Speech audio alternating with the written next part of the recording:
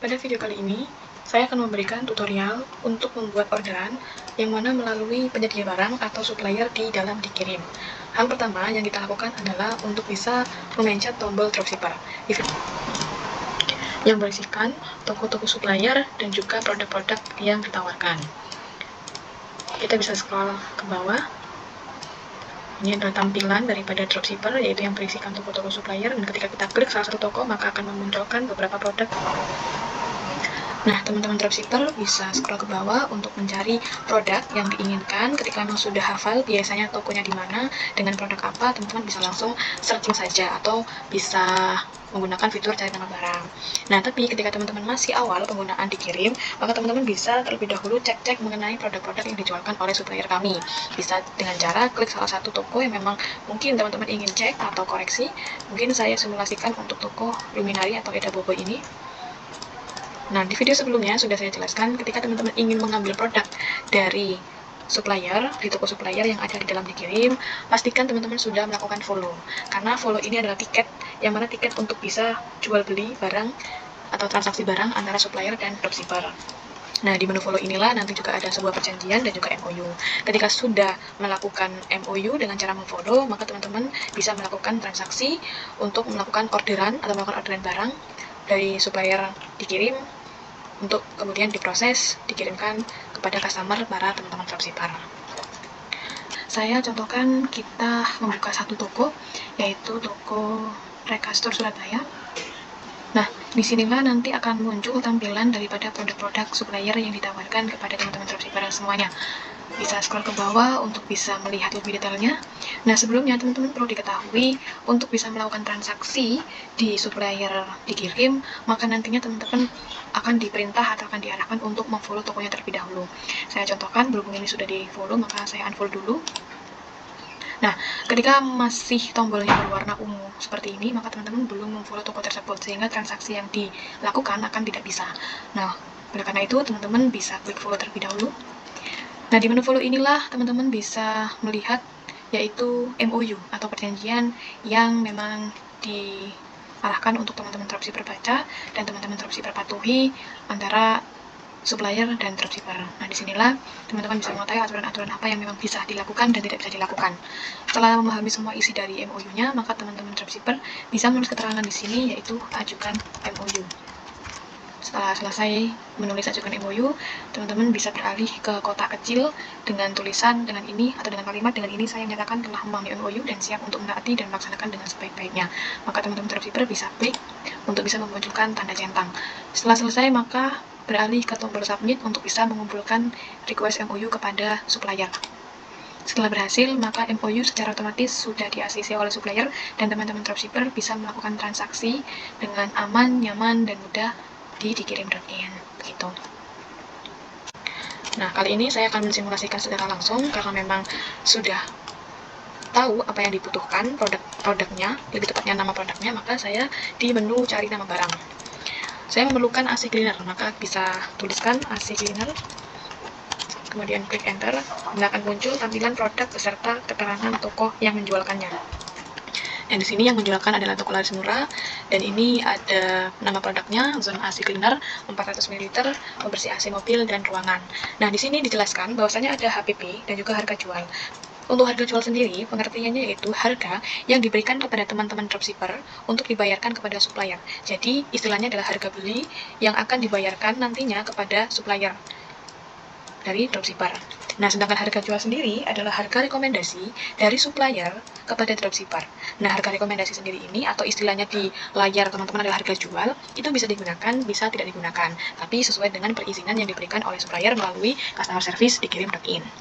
Nah, di sini harga belinya di supplier adalah 18.000 dan rekomendasi harga jualnya nantinya dropshipper ke customer yaitu di harga 67.000. Gitu, istilahnya seperti itu. Tapi teman-teman bisa menjualkan di bawah harga rekomendasi, namun dengan perizinan, sekali lagi perizinan supplier melalui customer service dikirim.in. Seperti itu untuk pengertian HBP dan juga harga jual. Nah, ketika sudah diketahui produknya, maka bisa kita klik langsung, maka akan muncul tampilan seperti ini. Ini adalah tampilan daripada toko Kemudian ini adalah produknya, sesuai namanya, Zone Acid Cleaner 400 ml. Kemudian ada notes bahwasanya harus diketahui khusus luar Jawa hanya menggunakan sistem pembayaran non-COD. Kemudian ini tadi adalah harga jual atau harga rekomendasi dari supplier kepada dropshipper, bisa digunakan, bisa tidak. Nah, kemudian di sini ada untuk bisa menambahkan notes sesuai request. Kemudian ketika memang order 1, ya 1, ketika memang order 2 bisa ditambahkan dengan menu tombol tambah, maka akan jadi 2, atau mungkin dikurangi maka menjadi 1. Dan di sini juga ada tulisan jumlah. Jumlah ini adalah maksudnya ketersediaan sebuah produk. Di sini tersedia sebanyak 500 sekian untuk AC cleaner. Nah, kemudian ada berat dan ada deskripsi. Nah, kemudian ada tombol beli sekarang. Nah, ketika teman-teman ingin melakukan orderan, karena ini tutorial untuk order, maka teman-teman bisa klik menu beli sekarang. Nah, informasi berhasil menyimpan barang ke keranjang. Nah, teman-teman diarahkan untuk bisa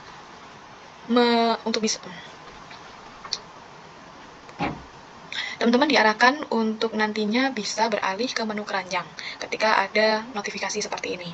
Nah, menu keranjang di mana? Menu keranjang ada di sebelah sini, ada di pojok kanan. Nah, ini kita buka, maka tampilannya akan seperti ini, sesuai yang kita keranjang tadi, yaitu AC Cleaner. Nah, berhubung ini adalah tutorial secara manual, otomatis pengisian informasi juga langsung di dashboard dikirim.in. Dashboardnya yaitu pastinya dashboard dropshipper. Kita scroll ke bawah. Ini sudah benar ya untuk rinciannya. Zone AC Cleaner, kemudian ada notes yang perlu diperhatikan, kemudian berhubung belinya 1, maka saya tidak menambahkan, tetap 1.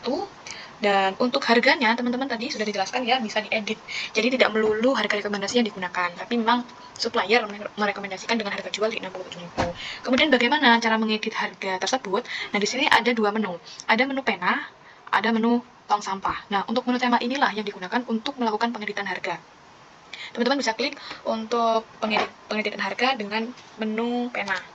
Nah, di sini ada HPP, ada harga jual, yang sudah saya jelaskan tadi.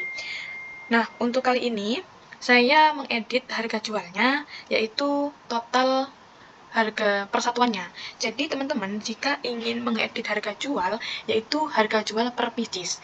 Nah, ketika teman-teman dihadapkan untuk pengisian manual, kemudian orderan lebih dari 1, atau mungkin 2, 3, 4, 5, dan seterusnya, harga jual tetap diisikan harga jual per 1 pieces. Karena nantinya sistem kami akan langsung bisa menambahkan, akan bisa mengakumulasikan jumlahnya dan jumlahnya atau kuantitinya nanti dengan harga jual yang dituliskan diedit di menu pena tadi.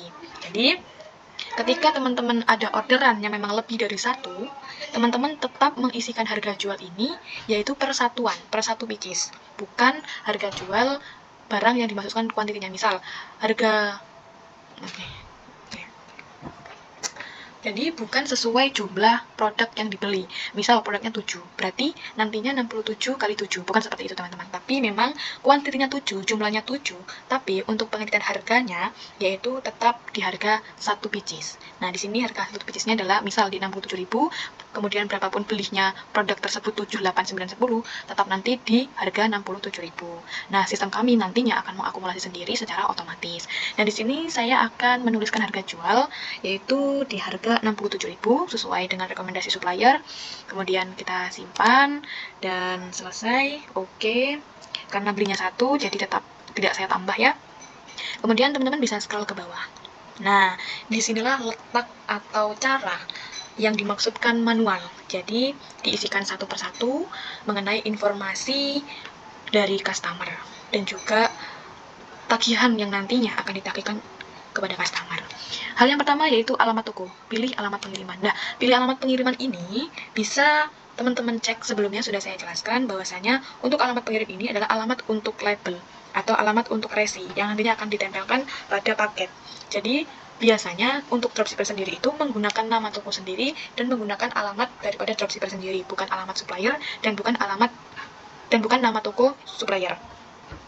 Nah, saya akan menggunakan alamat yang saya pilih.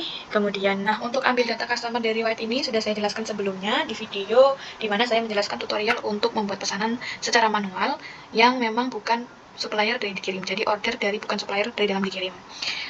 Kalau misalnya memang ada yang sudah ditambahkan di riwayat customer, maka teman-teman nanti bisa langsung saja searching namanya, kemudian pilih. Tapi ketika memang tidak ada, maka teman-teman diarahkan untuk bisa mengisi secara manual. Nah, terlebih dahulu akan saya isi. Nah, setelah sudah dimasukkan semua informasi mengenai customer, maka teman-teman bisa cross check ulang untuk nama pelanggan, nomor telepon dari customer, kemudian alamat dari customer, dan jangan lupa untuk melakukan pemilihan pengiriman, yaitu menggunakan ekspedisi apa. Di sini kita sudah menyediakan untuk pilihannya, dan di sini saya memilih SAP. Nah, kemudian di bawahnya tampilan yang mana informasi keterangan mengenai sukses rate dan LTS rate dari masing-masing ekspedisi. Nah, berhubung kami ada JNE dan SAP, maka di situ dituliskan sukses rate JNE, RTS rate JNE, kemudian ada sukses rate SAP, dan ada RTS rate dari SAP. Kemudian bisa scroll ke atas. Nah, di sini juga ada nama desa atau kode pos, wajib diisi ya teman-teman. Ini bisa berubah nama desa ketika memang kode pos tidak diketahui, ataupun sebaliknya. Nama desa ini bisa juga kelurahan atau disamakan dengan nama kelurahannya. Kemudian nilai COD-nya dimasukkan sesuai yang ditagihkan. Jadi nilai COD ini adalah nilai yang ditagihkan kepada customer berupa harga jual, kemudian ongkir asli, kemudian ditambah dengan fee COD. Nah, ketika memang teman-teman nanti menggunakan sistem non-COD, maka nilai COD-nya bisa diisikan dengan angka 0 ya teman-teman. Jadi 0 untuk nilai COD-nya, kemudian langsung beralih ke instruksi pengiriman. Biasanya oleh teman-teman dropshipper itu diisikan dengan hubungi sebelum dikirim. Nah, ini untuk rincian biaya ongkirnya sebesar sekian. Ketika sudah dipastikan semua benar, mulai dari produknya, kemudian harga jualnya, harga jual kepada customer dropshipper, kemudian untuk labelnya nanti yang akan ditempelkan, kemudian ini nama pelanggan, nomor telepon, dan informasi lainnya sudah pasti benar, teman-teman bisa klik tombol check out. Ini yang berisikan mengenai nama pengirim, nama penerima, kemudian produk, kemudian jumlahnya, kemudian total beratnya, kemudian juga ada HPP item, harga jual item, dan total jual item. Ketika sudah di cross check benar semua, maka bisa proses check out. Kita klik. Kemudian ada reminder, apakah sudah benar, pastikan sudah benar ya teman-teman. Apabila sudah benar, maka klik ya sudah. Nah, order berhasil dibuat. Nah, nantinya teman-teman akan langsung secara otomatis dipindahkan di menu daftar transaksi. Di video sebelumnya sudah saya jelaskan mengenai daftar transaksi itu di mana tempatnya. Nah, inilah daftar transaksi yang sudah kita buat. Nah, ada keterangan belum proses, sudah proses, dibatalkan, bahkan ditolak. Nah, ini adalah keterangan di mana teman-teman dropshipper menunggu untuk ACC atau penerimaan dari supplier untuk orderan barang yang sudah diorder sebelumnya. Nah, nantinya ketika sudah di-ACC oleh teman-teman supplier, maka statusnya akan berpindah, yaitu sudah diproses, seperti itu. Nah, ketika sudah selesai teman-teman, maka orderan sudah berhasil dilakukan. Nantinya teman-teman tinggal menunggu untuk supplier melakukan pengiriman barang kepada customer teman-teman dropshipper. Begitu. Sekian informasi atau tutorial mengenai cara buat orderan secara manual melalui atau dengan supplier atau dengan penyediaan barang di platform dikirim.in. Nah, seperti itu teman-teman untuk caranya. Sekian yang bisa saya sampaikan mengenai tutorial secara manual ketika memang order barang di supplier atau di penyediaan barang di dalam platform dikirim.in. Terima kasih.